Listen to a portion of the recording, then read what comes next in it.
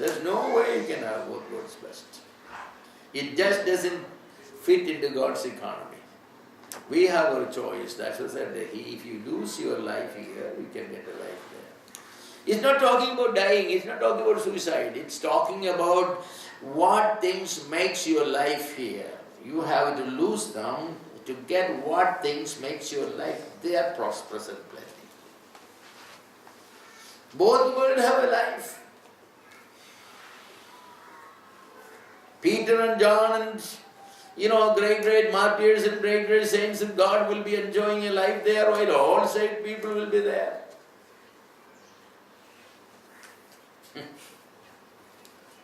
And they are enjoying their life there because they have forsaken their life here. Every day they were dying, every day they were, in jeopardizing their life. They were abused by the world. They have nothing, they were the junk of this world. So they got it there. Jesus is saying the same thing. You cannot make both good. You want to make the life here best? Know for sure you will find your life lost there. If you lose your life here, you will make your life there. This is why discipleship is very important, because we have two lives. If we had only one life, say, enjoy it here, because you have nothing there. That's what some of these Epicureans and others will say, that eat, drink and be merry, tomorrow you will die and you will be no more. How fun, baby. Enjoy it. But the Lord says, think of the enjoyment there. Then you say no to these enjoyments. Most of the Christians are thinking that they will be, they will be well off on both sides. This is a misunderstanding there. No, we will not. There's no way you can. Yeah, like the Sunday school child, after teaching the lesson on the rich man and Lazarus, the teacher asked the question, children, who you want to be like? So, everybody said that, I want to be like Lazarus, I want to be like Lazarus. And one boy was smart. He said, in this world like the rich man, and in that world like Lazarus. Yeah, good ambition. There's no provision for it. There's no provision for it. You have to lose your life to gain your life. Of course, we are born here, so that way we haven't done anything to have a life here. We are saved, that way we don't have to do anything to get a life there. But that's not the minimum talking about. Not talking about the minimum existence, talking about the maximum existence. You want to have maximum existence there? Then you have to choose for the minimum existence here. Everybody should tell you that he is a fool. He left his job. Look what he did. Look what he did. What a fool he is. Then we'll smile and say that, well, you are smart here, right? I'm smart, I will be smart there. This is it. You want to be smart here or there? You want recognition here or recognition there? William Kelly was one of the greatest scholars lived, in England. They wanted to honor William Kelly. The Oxford University wanted to honor William Kelly by establishing a Kelly's chair in the university, William Kelly chair. So they decided to invite Kelly itself to be the first speaker. Not the speaker, the professor, the head of the, So they have written to William Kelly, we are honored to start a William Kelly chair in the Department of Languages. He was a great linguistic expert, he was an older brother. And so we are pleased to invite you to be the first chairman of the department. William Kelly simply said, thank you for your offer, no, I'm not interested.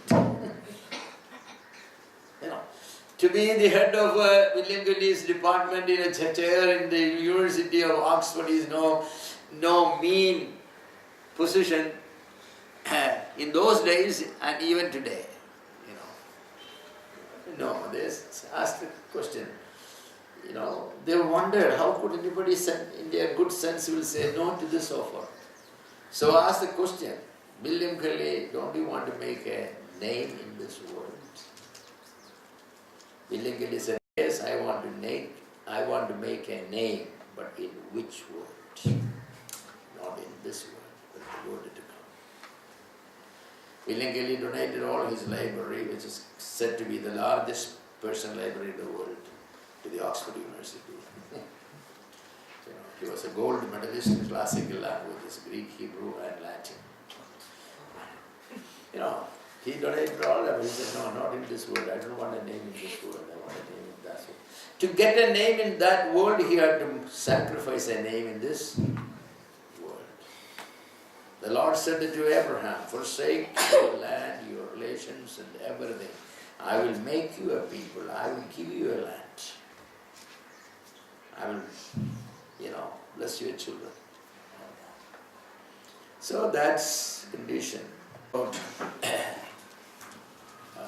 Why Jesus made discipleship so important. He made it so important because it operates upon this principle. You have to lose something to gain something. The more precious things you lose, the more precious things you get. If you're going to lose your life here, you're going to gain your life there. It's as simple as it is. So if anybody wants to gain their life there, they have to be losing their life here. That does not mean you have to die here or, die a martyr or anything, but it means what you think makes a good life in this world, a successful life in this world, a prosperous life in this world, a famous life in this world. You must be willing to forsake them and to make a prosperous life there, a famous life there, a good life there. This we have to. This is a simple business principle. We say that you cannot eat your cake and have it too. You cannot. You cannot eat your cake, you have a piece of cake, you wanted to eat it, but you always want the cake in your hand. You cannot eat your cake and have it too, no. You have to forsake something to get something. You want the enjoyment of the cake, then you eat it. You only want the look of the cake, then you keep it. Our life is like that. God has promised us great things in heaven. Great things in heaven. Paul describing that some will be shining there like stars, some like sun and moon. The glory between star and star differ, even so in the resurrection body will be. Some of the parables of the Lord said, you faithful servant, give me over 5 cities, enter into my joy. Not everybody not going to enter into the joy. Only those to whom the Lord said, faithful, enter into my joy. Otherwise are going to be in a joyful heaven. It's a different thing to be in a joyful heaven and to have the joy of the Lord. The joy of the Lord is something that we rejoice in the Lord. But to have the joy of the Lord is different. We have peace with God, but to have the peace of God in our heart is something altogether different. We try to be peaceful. So the Lord made these conditions very, very strict and very demanding. So discipleship involves investing one's life. Either you invest for your physical life to make it happier, joyful, prosperous, successful, or you invest in your spiritual life to make it happier, prosperous and successful. You cannot have both. If both could be achieved, very rarely it achieves. If Abraham lived in Babylon, from where he was called, the Ur of Chaldees, to Babylon, he would have enjoyed a life that was altogether. In Palestine, what did he have? Honestly, he had nothing. Never had a house, never had a piece of land. To bury his beloved wife when she passed, she had to go and actually, buy a piece of land, even though the Lord promised the whole thing. But there he had everything. Archaeologists say they have found the house of Abraham. Yes. It's such a palatial palace. They had an Olympic-sized swimming pool at the basement of the house for Abraham's family members to, swim and take it. So you think about, the rest. At the corner of the wall it was written Abraham. So they believe that's Abraham's house. He had to forsake that. They were continuously on the go. So they didn't have the modern type of, toilets and all, what they call the e-toilets and all that. They don't have it. When Sarah needed to answer the call of the nature, she had to go somewhere among the bush and hide herself. That's it. That's the life of. The amount of sacrifice they have made is great. Of course, they had plenty to eat and all, that is true. But the sacrifices he made, that's what God is counting. What have you sacrificed for me? And Abraham sacrificed basically every comfort of life. And if Abraham said that, no Lord, I would serve you, remaining here in the Ur of Chaldees. But Abraham would not have been the father of all believers, that position, that's not available just like that. So we wanted to make, Paul was very, very, he was very particular, very calculative, that when he gets to heaven, he wants to be the highest person, the best person. That's the way he wanted. For that, he had to sacrifice so much. He was a citizen of Rome. His family was one of the most successful business families in the whole city of Tarsus in the Roman Empire.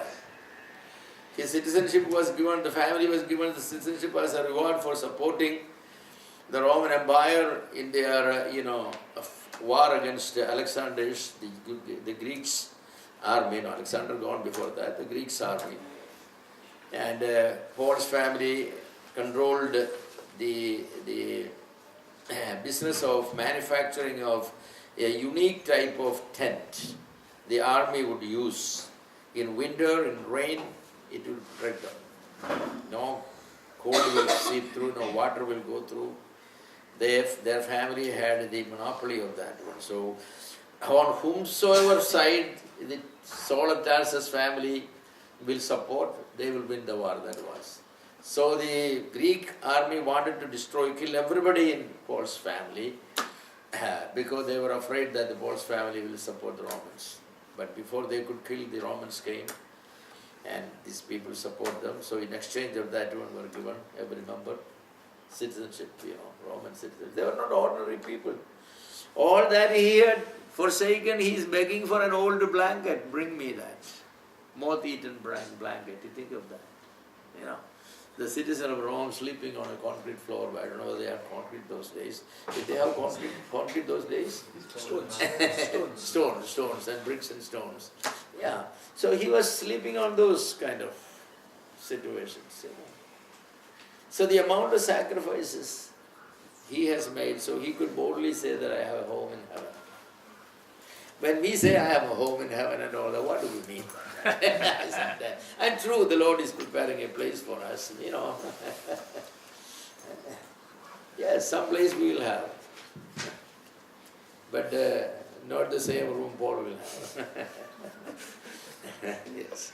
Yeah. Because that's okay, because Paul didn't have this kind of room we have when he was on earth, right? So it has to be, both sides of the equation has to be balancing, right? Yes. So, all these things come into consideration, yes. So this is the basic business principle. You need to lose something to gain something. Unless you are willing to lose your money, you cannot gain money. You invest money in something, then you reap money in something else. You cannot buy a diamond that is in the shop if you don't want to lose millions of lakhs of rupees you have in your hands. You can only look at it. You lose your money, then you can say, oh, this is mine now. That's it. If the Lord has diamond there, you have rupee here. Converted. What you want it? That's a question. Asking, you know. And we cannot have rupee here and, diamonds there. No. In the case of discipleship, that is, the commodities we exchange are life with life.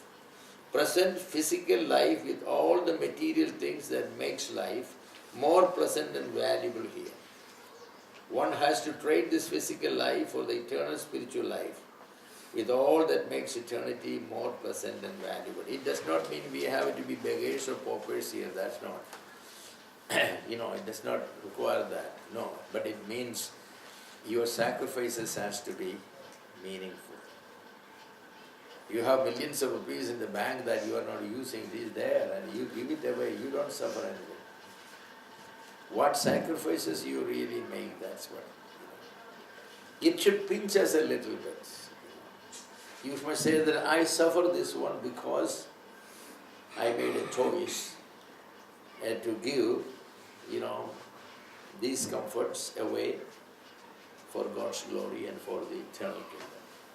That we must be. Are there things that you can list in your life? Yes, Lord, I have forsaken many. Yeah, this is something in our life. God does not want you to be living in the roadside and all. That's not part of discipleship. No, it's not. It's forsaking. It's forsaking. The business proposition is a fact everybody acknowledges. However, not everybody is willing to accept it. Everybody acknowledges it. Yes, that's a fact, but I'm not ready for it. Yes. Many people have told me, brother, what you said is very true and it's very good, but I'm not ready for it. They are honest. I'm not ready for it. I just can't do it. I said, well, one day you will be grieved.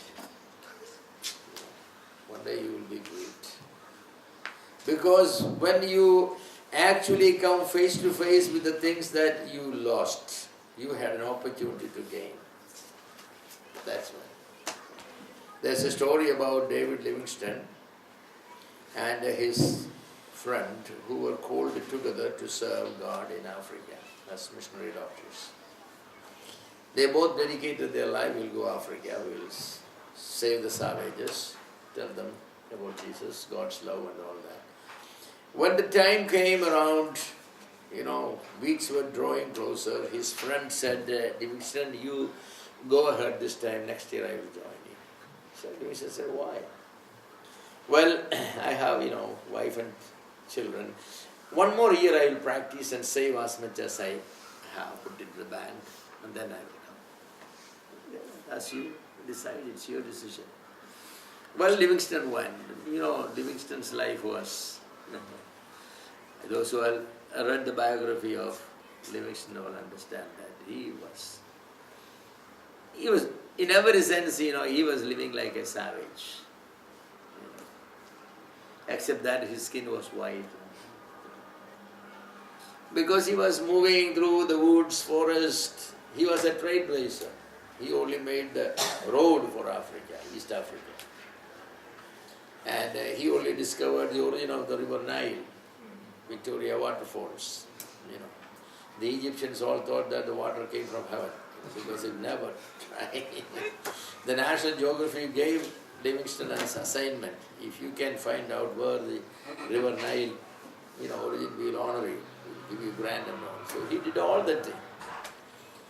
And then after many years, Livingstone came back on a furlough. Many years. And it said that the British Prime Minister was in the same ship that Livingstone was traveling. He went for a hunting in Africa and was returning. When the ship came to the port, dock, of course when the Prime Minister come with the heads of lands and all that, he's going to, get a reception that is worthy of the Prime Minister. So Livingstone thought that Well, Lord's servant has come. Look at the army and the navy and all those people lined up. Oh, man, this is what happens when you serve the Lord. He just thought that. He didn't know that the Prime Minister was there, because he slept in quarters that were far away from. But then, he got down and he found out that this is for the Prime Minister, and there was not a man in that dock to receive him, said that. He walked back and forth, hoping somebody will come to receive him. Nobody came. So when it was dark, he walked away, complaining in his heart, Lord, is this the way to honor your servant who has suffered so much for your name? See, a Prime Minister went to hunt lions and elephants and received, but I have served the Lord and suffered so much. He'll help the lion jump on his, on his back and damage his one side, and all this here, all kinds of. So as he was griping in his my heart, and a medical doctor who forsaken the profession and all this way, a voice whispered in his ears, said, son, Prime Minister has reached his home. You have not reached your home. You will get your reception when you reach your home. So that encouraged me. I'm not reaching my home. My home is in heaven. So Livingston went back, again, and he never came back. He wrote in his diary that if I die, if you wanted to take my body back England, make sure you take my heart and bury in this land, Africa. That's where I love, my love is here. So that's what they did. One morning his butler came, as usual, 5 o'clock. Livingston is on the knees, Bible opened on the table. He went back. The British people are very disciplined, the rising time and everything. So he came back 5 minutes still on the knees. So he said, well, that's unusually late. He came back, he's still on the knees, so he went in and touched him. He found he's dead on his knees. So they have taken his body to his heart and buried there as inside, and the body is taken to England. And when his body was taken to England, he was given a reception there, royal. The Queen was there, the King was there, the leaders of the head of the services were there, and everybody was there. It was grand. And that big procession, his body was taken to the Westminster Abbey, where great men are buried and all that, with kings and all, he was buried. There was one man at the back of the procession. He wore a doctor's white jacket, coat, all saliva. His fingernails were not cut. His beard was not. He looked eccentric. No shoes on him, nothing. And he was beating his chest and saying, I too had the opportunity. I too had the opportunity. He was that doctor. He was that doctor. He had enough sense to know that he had the opportunity to be honored like this, but he blew it. I will work one more year and save little more money for my wife and children. Then I will come and join. It may not happen to everybody like that, but David Livingstone is going to get a reception. He already got the reception in heaven, And what this man, he was a believer, but what he's going to get when he get there. That's what it is. This doctor was not willing to lose his life on earth, but Livingstone was willing to lose his life on earth. We cannot have both. No. Livingstone in this world also got recognition. The National Geography honored him. The king and queen, the nation honored him. But he didn't know he was honored. He was gone, right? He lived all his life living in Africa, living in a tent, eating whatever roots and whatever, there. He lived there, but he, shown the Africans that there is a God who loves them. And that all white people are not there to make them slaves. So there is the same challenge the Lord said. If unless you lose your life, you cannot gain your life. So he who loses his life shall gain. He who gains his life shall lose. So that's, discipleship demand is very high. It's a matter of losing and gaining life. That's why. Yeah. Sometimes we need to think through, deeply think through. What do I want? What do I want? The Lord is not asking you to walk naked and go hungry stomach and all that, But sometimes, we have plenty and more, and for generations sometimes we have, Or sometimes we don't have, but we are not willing to lose anything for that life. That's a question. Are your eyes there or are your eyes over here? Now, Modi has played a joke. 500 and 1,000 notes he had withdrawn. And the savings and the earnings and the investment of so many millionaires and billionaires in India, it's all over. Overnight with a declaration. Those notes doesn't mean anything. Nothing. They're trying to make some use out of it. You can. That's what they were trying to make a life here.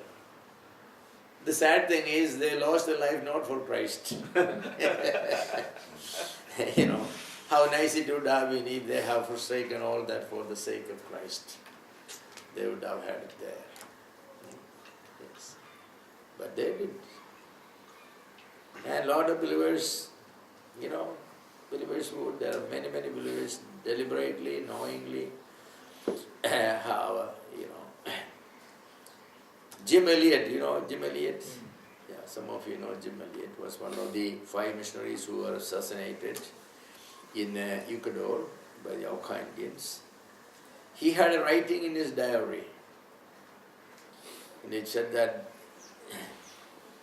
he is not a fool who will gives what he can. Yeah, who will forgoes what he cannot retain for the sake of gaining what he cannot lose.